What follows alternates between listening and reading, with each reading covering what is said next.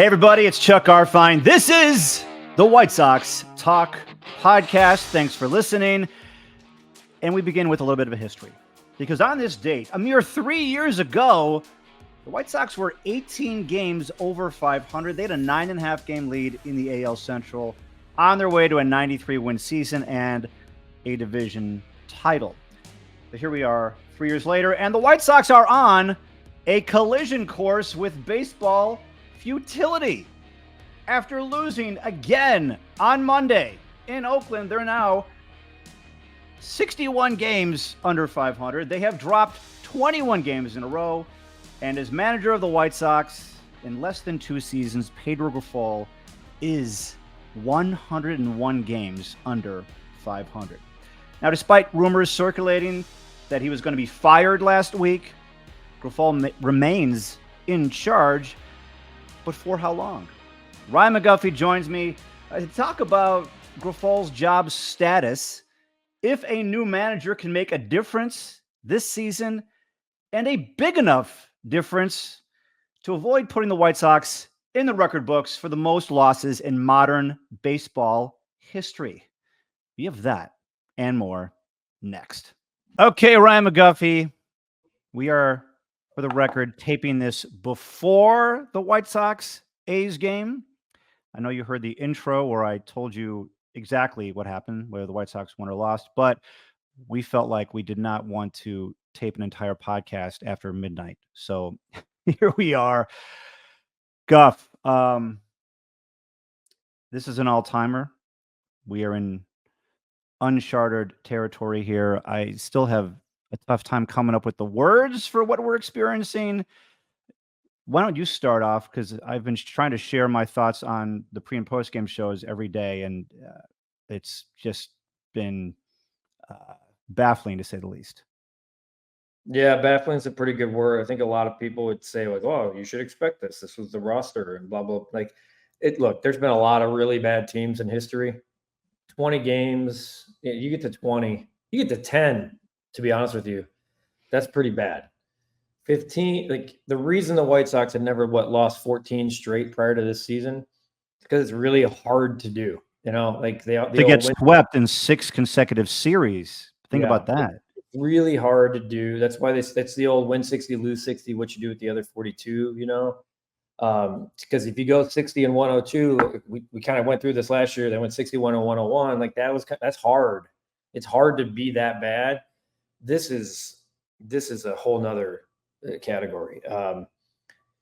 And yeah, like the worst part, and we're all doing it, fans, media, players, everyone, no one knows what to say. You know, the players are sick of talking about it. I do feel bad for a lot of the guys going through it, players wise. You know, I think it's evident, and not to go all like, I'm not backing Pedro. I think he should be gone. But you know, look at Sunday's game against the Twins. It's 8-0 in the second. That felt like it was going to be 14-1, and you know they kept fighting. They were hitting. So that's my point about the players not giving in. I don't think we've seen that. They're just not a good offensive team. They're not a good team. They don't know. They at this point have traded other pieces that you know, pitching's a mess. The bullpen's a bunch of, you know, kind of no names. There's a couple of guys in there, and then even Drew Thorpe now is on the IL. That's a big concern. So you're looking at like a guy like Chris Flexen is a guy to lean on late in the year here to get innings, and then he goes out and throws a turd. So, yeah, I mean, and then look, there's a whole Pedro Grifol thing here. I don't like that. It feels like there's this allowed continuity for something that's so bad. And I think it's fair to ask for someone's head to roll when you are doing this type of, like, when you are in a historic category and you start seeing like articles being written, like ESPN.com had the, you know, the biggest losing streaks in modern history. And like the fact that no one has done this since the 1988 Orioles, it's again, you go back to 3 years ago, they're playing, you know, you go back to like the second blackout game, and I don't think anybody would have believed the script that was printed that said, hey, guess what? I'll tell you something. 3 years from now, the White Sox will be 60 games under 500 and have lost 20 in a row in the beginning of August. There's not a director on the planet that would have said, hey, I'm making that movie. No, not happening. And yet here we are. Yeah, I mean, I look at how the White Sox have lost 20 games in a row, and to break it down as simply as I possibly can, why do they keep losing? Well, this offense is the worst offense I've ever seen on the White Sox. Agreed. The player with the highest batting average as we tape this is Nicky Lopez, batting 239. That is the highest batting average on this team. Highest. No one's having a good season offensively. Everyone is underperforming. And during this losing streak, until Sunday when they scored 7 runs, 17 of the 19 games, so when it was a 19-game losing streak, 17 of the games, they scored 3 runs or less. Okay? Add to that the 28th worst bullpen ERA in baseball. And I will say questionable decisions by manager Pedro Grifol 100% has led to this. The most incriminating thing that I have seen from Pedro this year happened, I believe it was last week. I'm trying to remember which game it was, what date it was, but here's Jonathan Cannon. He goes 7 innings, gives up 1 hit, 1 run. It was against the Royals. They are in position to end, I think it was a 15-game losing streak at that point. They're up 2-1. And if you want to take him out of the game after 7, okay, fine. We go to the 8th. They have a 2-1 lead. And Pedro wants a lefty in the game. Now, I haven't looked at the splits, but the first 2 guys in the Royals lineup that inning were righties. Okay, so he wanted a lefty. And instead of going to Jared Schuster, who has been on the team for most of the season, he went with, I think his name's Francis Ellard. I forgot his first name. He was making his major league debut. To choose somebody to make his major league debut in a 2-1 game in the 8th inning, trying to end this losing streak that this entire team is trying to end. He barely even knows anybody on this team, and you put all the pressure on Ellard, and he blows it. And I mean, I would blow it too. You had a chance to end this losing streak last week. And when he did that, that to me was, I don't want to say a fireable offense, but after what had transpired up until that point, man, I mean, I think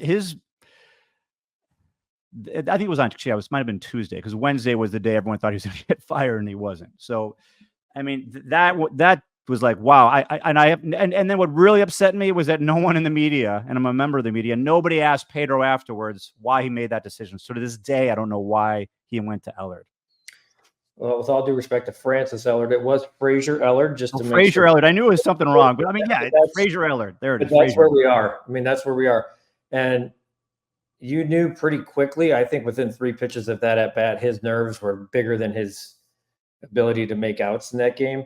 And it's a great, I'm with you, Chuck. That thing is like highlighted 3 times to me, that move alone. And there are several moves like that throughout the year. He's not the first. I don't think that's the first time a guy made his major league debut in a late game situation like that. You could go back to even like Kopech, how he was handled earlier in the year, and it's like the White Sox had a lead and it was so valuable that he had to bring him in for the 8th, and then he had no one to go to the 9th. So Kopech's throwing 2 inning saves and something he's never done before. There's so many of those decisions that have added up from the start of the season to now that are fireable offenses. And certainly the win-loss record. I mean, for a guy who talks about this is not a developmental league, this is about wins and losses. Every single day he preaches that, and yet you're out here at 27 wins. This is a legitimate question. First to happen, 30 wins or 100 losses. I think 100 losses is like minus 150 right now. I mean, it has to be. It doesn't make sense. And I know you're going to go, well, then who do you put in this seat? In this case, does it make any difference if you put Charlie Montoya in the seat for 2 months? And my answer is yes, because at least you're showing this is unacceptable. The staff is going to be change. I don't think you bring in a guy. You want to open it up early to know that you are seeking out a manager 60 days before everybody else. And I think it does matter, Chuck. Like if I saw a pattern of behavior in my workplace and I didn't like what it was doing to my culture or just the ebbs and flows and the body language of people around me, a change needs to be made. Yeah, there needs to be a new energy of some sort. And when you change the voice, now granted, Charlie Montoyo has been there. If I'm Charlie Montoyo, I'm like, what does this say about me? I'm the bench coach. I've managed before, but no, they're going to stick with Pedro Grifol, who's 60 something games under 500.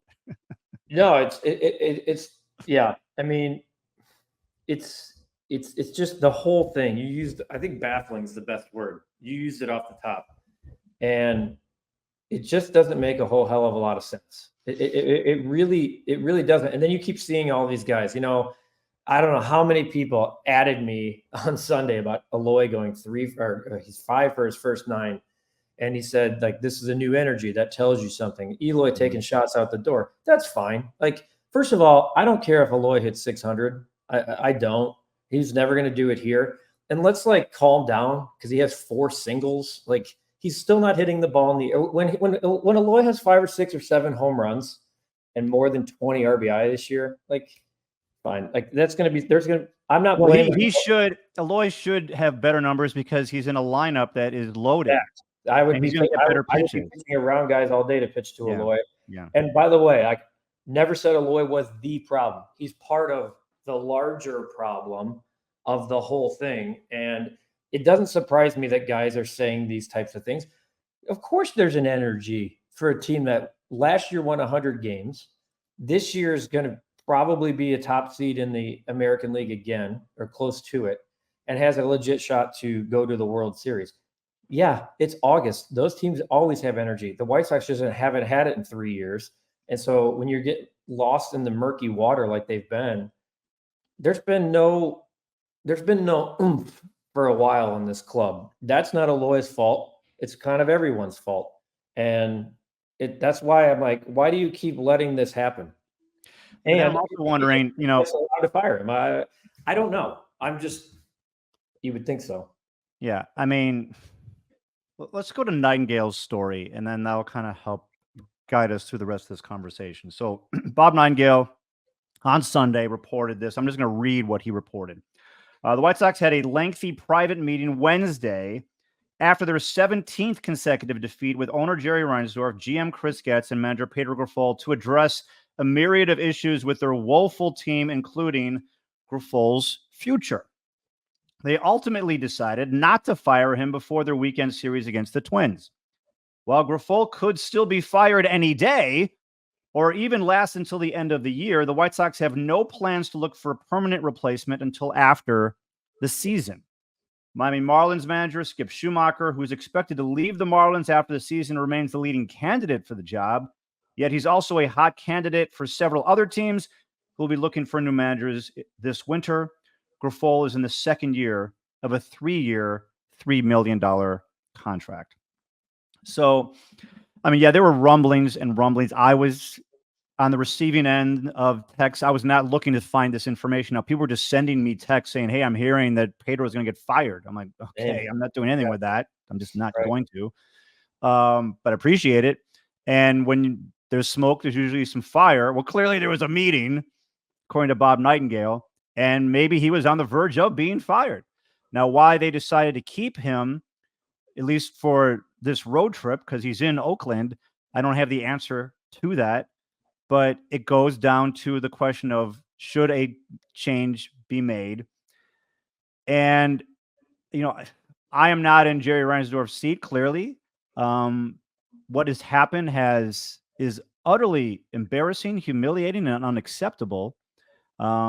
You know, why he's keeping him there, or why they're keeping him there, I don't fully know the reason. I'm just trying to think of something that he's been good at as a manager, and I struggle to find that. I'm just being honest. You look at the record; it's the worst. I mean, come on. You know, I don't see him doing things to help them win games. If anything, he's doing things to keep them in games and lose games. Yeah, I mean, at this point, the roster is what it is. Like, that's not. And let me just say this, that with this offense, and I'm not sure if Pedro could do anything to fix the offense. Sometimes you could have the magic touch with the words that you provide, with your way of motivating players that could equate to a few wins. Put the greatest manager in the history of baseball in this dugout with this offense, they're going to have a terrible record. But I'm with you, Guff, in terms of the optics. Do something. Act to try to do something. And if that means you put someone in that chair for the rest of the season and they still struggle and lose, at least you did something to change the narrative. You tried to do something as opposed to just keep it down this awful road. Yeah, and that's the part I don't understand. If you're going to move on from him at the end of the year, why not move on from him now? Because everything that I'm concerned about from August through September, optics is definitely floating around those top three, because I do want to throw a cookie to the fans. I mean, if there's such a thing, it being 60 games under 500. But at some point, you gotta respect the fan base, and trotting out a team that's horrifically bad, historically bad, and the same guy leading the charge is just bad optics all around. It doesn't make sense. And is Pedro a nice guy? That nice guys they finish last a lot of times, right? I mean, that's not just because you feel bad isn't a reason to keep him around or to save an extra couple $100,000 at the end of the year. I don't think it's about money at this point. I mean, no, I mean he's owed like $1 million and plus $1.2 million now. You paid more than that in the Eloy trade. You're paying more guys as they walk out the door here. They're going to pay more than that to Yohan Moncada when they buy him out. So this part of it doesn't really make any sense. And fans have been wronged for so long in this last couple of years. To be 100 games under 500 as a manager in less than 2 seasons it's like, to me, I've always said, like, if you got all F's on your report card, there's effort that requires to get that. It takes a good amount of effort to get all F's. Obviously, to get all A's is a different level, but you have to try to get all F's, because no one wants to give you an F. You have to try to be horrific or try to be bad or intentionally put yourself in compromising situations. And I just don't I'm scratching my head here, because the longer we talk about it, the more flustered I get thinking about how it just feels like clearly they've blocked the noise. The organization has blocked the noise, but it's so loud and it's so everywhere. It's on the national stage now. You're going to have a national game on Saturday against the Cubs. I'm sure Fox is loving that.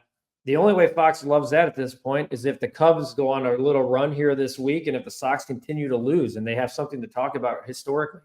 That's horrible. Yeah, and I go back to, and it's a joke. It's a joke. Yeah, and Jerry Reinsdorf appreciates, values baseball history. He's a historian in a way, loves the Hall of Fame, respects the game, and yet he does not want his team to be a part of this kind of baseball history, because it stays there. It puts a humongous wart on the franchise, because will this ever be broken? Right? The worst. I mean, the Mets have been hanging on to this since 1960. And is it 1960 or 62? 62 Mets. 62 Mets. No. So, and listen, the White Sox need to go. This is not including Monday's game. 16-32 the rest of the way for them to not lose 120 games. I don't see any scenario.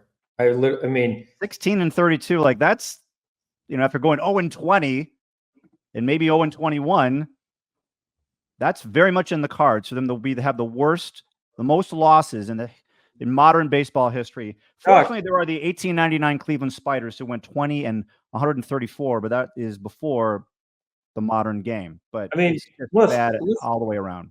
16. Tell me where you're getting six. Look at the rest of August. After the Oakland and the Cubs, you have the Yankees.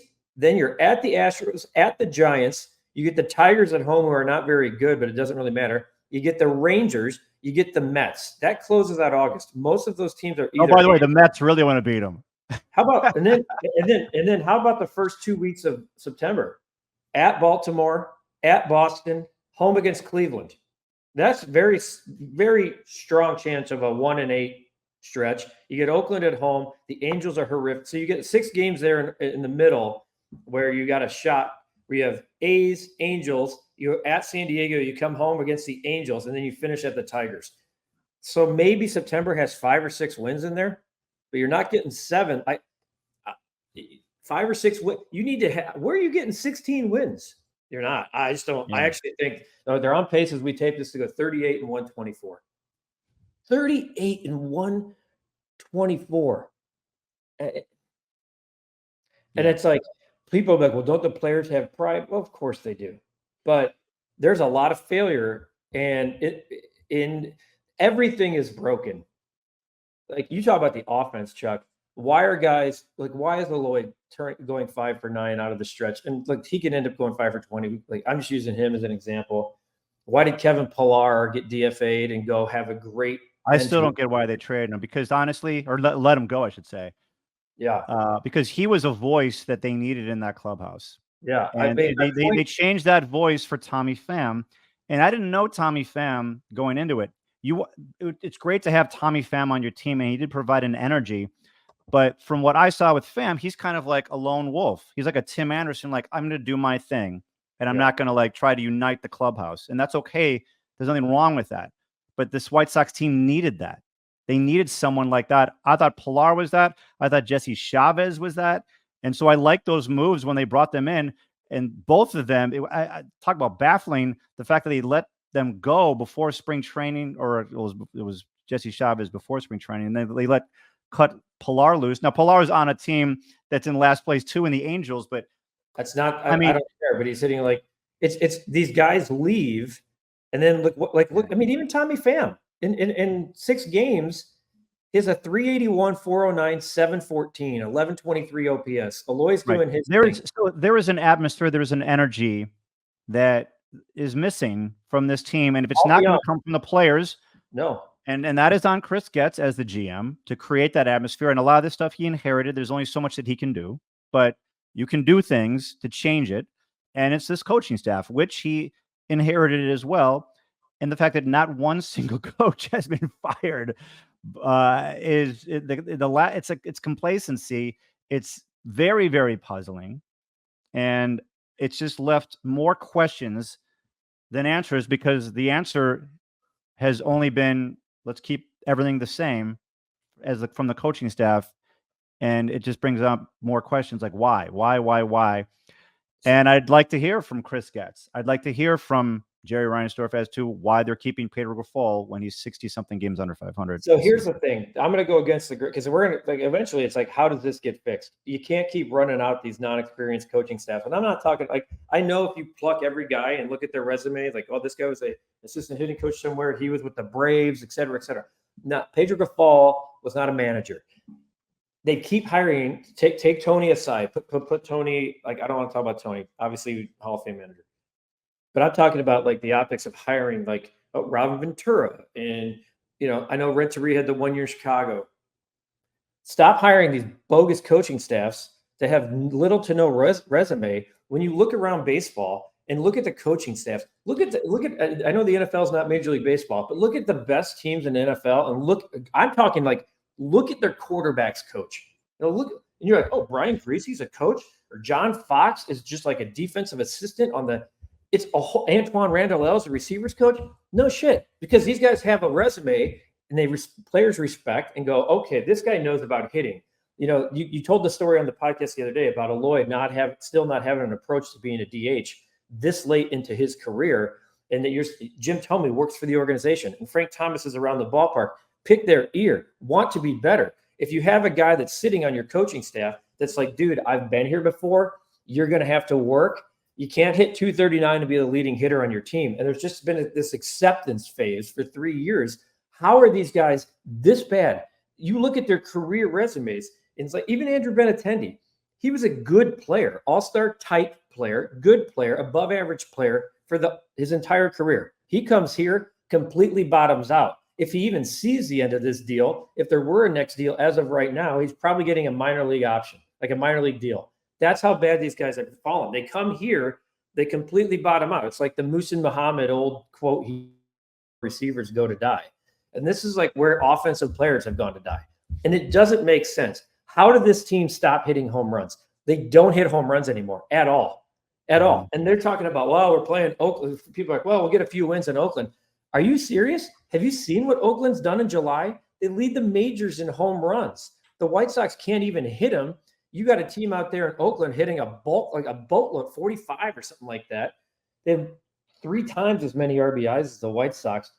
And this team just can't hit the ball in the air. This is not an Eloy Jimenez problem. This is a systemic problem. I don't understand it. I don't care who the last 2 or 3 hitting coaches have been. It doesn't really matter. We couldn't wait to fire Greg Walker 20 years ago. And that guy's probably been the best hitting coach they've had in the last 20 years. And a guy who had been here and done it before. And I know Marcus Timms has been a former ball player with that on his resume, but at some point you can't always just you got to look at what you're doing too. The roster sucks, but so does Oakland's. Why is Oakland having a hot month? Because they're developing.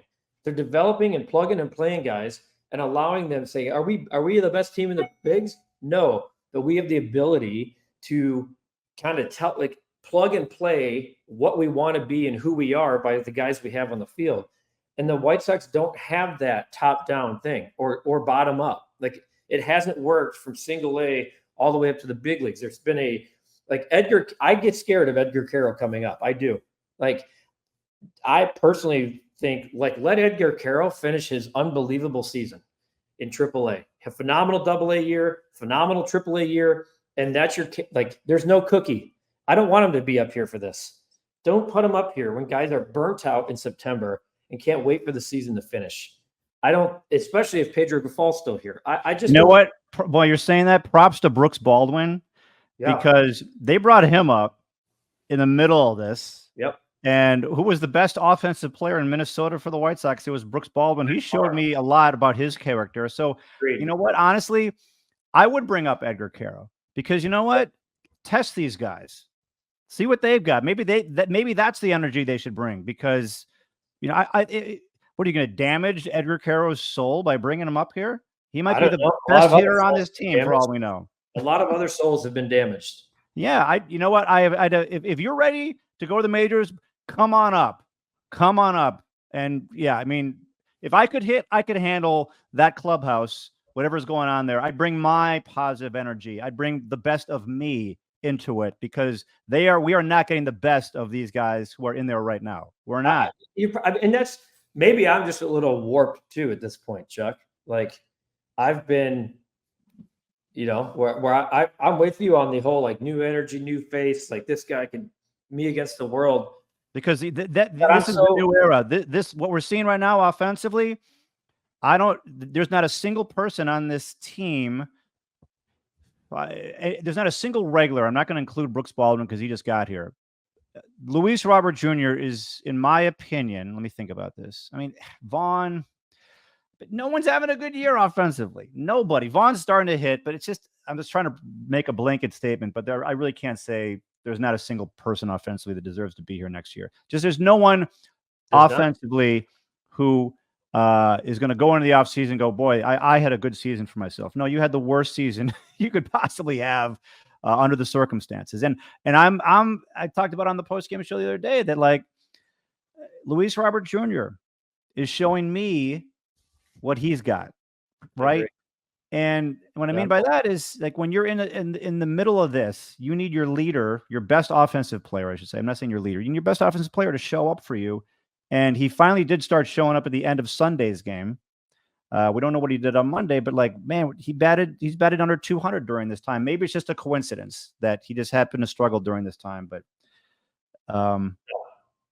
that's been frustrating. So, you know, they're 1-12 against the Twins. They're 1-12 against the Royals. They're 1-6 or 1-5 against the Tigers. They have an even 5-5 record against the Guardians. I can't wait for the season to end. This is just awful. And I always want to, I love my job. I love doing pre and post game shows. But when our pre and post game shows continue to make, go viral because of things that we're saying on the air, I don't like that. I hate it. We're wearing these losses 20 in a row and counting. We'll see what happens on Monday or what's happened on Monday. There might be another one, but yeah, so Pedro Grifol, is he going to last the season? Does he last the season, Guff? When we go back to our predictions podcast, we both said he would last the season. We both said he would last the season.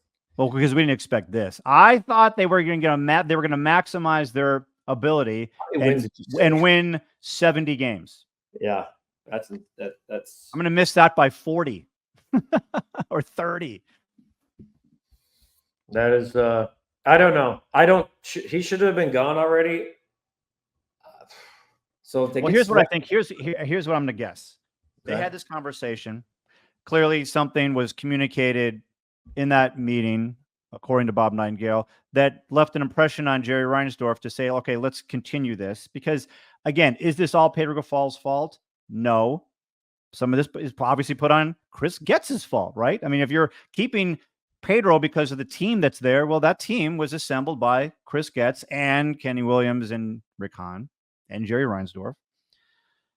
But if the losing streak continues and there's an off day on Thursday, I see little windows along the way.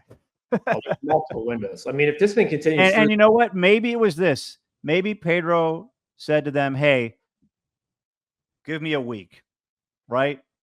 I'm working on this. This is what is happening." And they said, "Okay, go on the road trip, and let's see how this road trip goes." If they go to Minnesota and they obviously lost the way they lost, it was nice to see them fight back on Sunday, and then you get swept in Oakland, and then you come to, or even if they lose 2 out of 3 in Oakland, and you got the Cubs next, do you make a change on Friday? On Thursday, you mean? Well, Thursday for Friday's game. Yeah, I think you got to. I can't believe we're sitting here saying you got to win 2 to go 29-88. I do think 1 win won't cut it. I think you got 1-5. If you're saying, let's assume that conversation happened, give me a week and you come back and you went 1-5, gone. If you went 2-4, but you did it by trending up with Sunday's game, you down 8-0, the offense battles, and then you win 2 out of 3 in Oakland. Okay, then it's what's it going to look like for the Cubs? Because then Sunday's an off day. You fire him again there. Then the Yankees. Yeah, obviously, I'm not privy to the conversation and I'm not privy to the thoughts of Reinsdorf and Getz. But I am trying everything in my power to avoid the worst season in modern baseball history. Same. In terms of losses. Same. And it's for me to sit on my hands and just let this continue on this path. Unless they're so not impressed with Charlie Montoya, who just seems like a logical choice. It doesn't matter about being impressed. I have been begging for desperation for 3 flipping years. If there's anything left in the pride bucket, it's to keep your name out of that historic, the 62. That should be the motivation every day. We do not want to put our team in the record books. There is the motivation. Help us. The remaining members of the 62 Mets who are still on this earth might be the 72 Dolphins when it comes to popping champagne. They might be sitting around going, holy hell, we have a shot to get our names off of this forever, because there's a team here that's on pace to break it. And I'm with you. Come hell or high water, find a way to get 1 more win than the 62 Mets. That should be there's your motivation. It's insane, but show me you care about that. And that's the cookie I'm talking about. White Sox fans do not deserve to be the laughing stock of every butt of every joke, from friends, the national scribe, but right now, here we are. We're staring it in the face. Yeah. And I know and the fact that this season, even though we all knew it was going to be a step back or retool, it was a rebuild, and no one ever came out and said it because they didn't want to. They didn't want to tell the fans we're doing this again. And this is so much worse than anything of 16. It's as bad as the whole failed experiment at the start. The whole thing was a failure. It's a flippin' semester-long course into how to fail. It's like you could take a college course about the White Sox rebuild. You could. Yeah. So it's a national story now with lose. It's been a national story. But then comes the other national story, which will be in a bigger national story. It'll be in September. Everyone's going to be following the White Sox and whether they will break the record. And so what we're feeling now is going to be that much worse at the end of September, because unless they go on a 10-game winning streak, which I don't see happening, they are staring Chuck, what? They haven't gone on a 4-game winning streak this season. I know. That's why I'm trying to prove a point that they have no chance but to face this in the last week of the season, or maybe the second to last week of the season, that this is going to be in the cards. And there's going to be a lot. I mean, if you just Google this, I'm seeing stories written about the White Sox and their losing streak by, everything from USA Today to the New York Times. It's everywhere. Everyone's covering it because it stands out so much. That's just a losing streak. When you're talking about most losses in a season, I mean, everyone's going to be piling on. And we're going to be in the middle of this hurricane covering it. And I really hope the White Sox do something. And when I say do something, start winning games. And yeah, would I have fired Pedro Grifol by now? Me sitting here? Sorry, Pedro, you're 60 games under 500. You're 100 games under 500 for a year and a half. There's not a single coach or manager who's ever in professional sports who's likely kept their job after this many games and being under 100 something games under 500. This is professional sports. I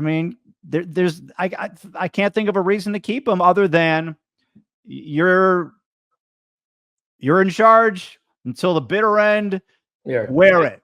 And maybe that's part of it. Maybe what Jerry Reinsdorf is saying is this is your job till the end of the season. It's your responsibility. It is your responsibility to turn this around and do what you said you promised to do. I'm paying you $1 million this season to do your freaking job. So do it.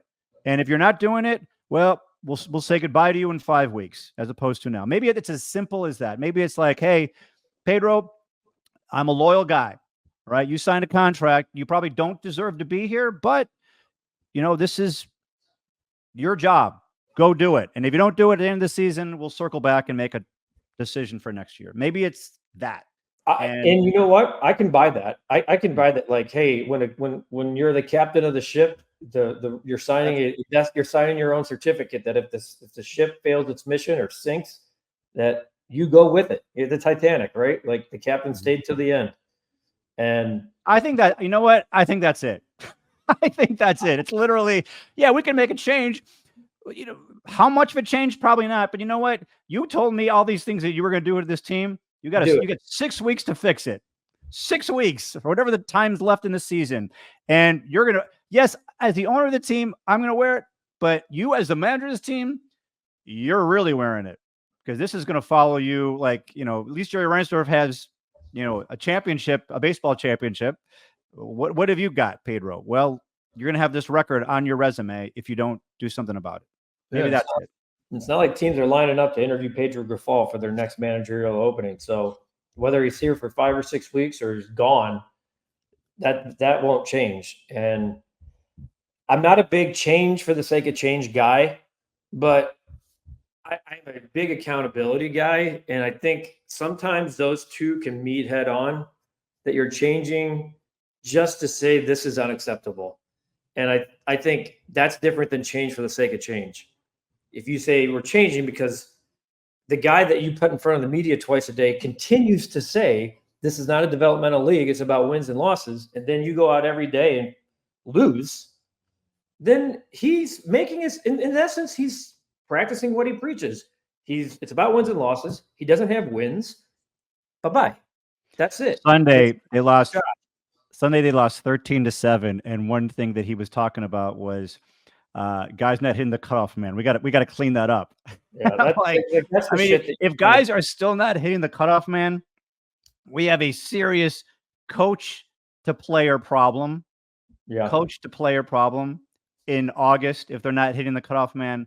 And I would probably say, no, if the game was a 2-1 game or 3-1 game or whatever, a 1-run game, and they're not hitting the cutoff man, okay, you want to bring that up, fine. Your pitching staff gave up 13 runs. That was probably the problem in that game.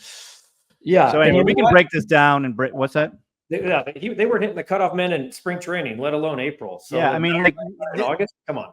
The type of team that you said you were going to give us, here we are. They're still not hitting the cutoff man in August.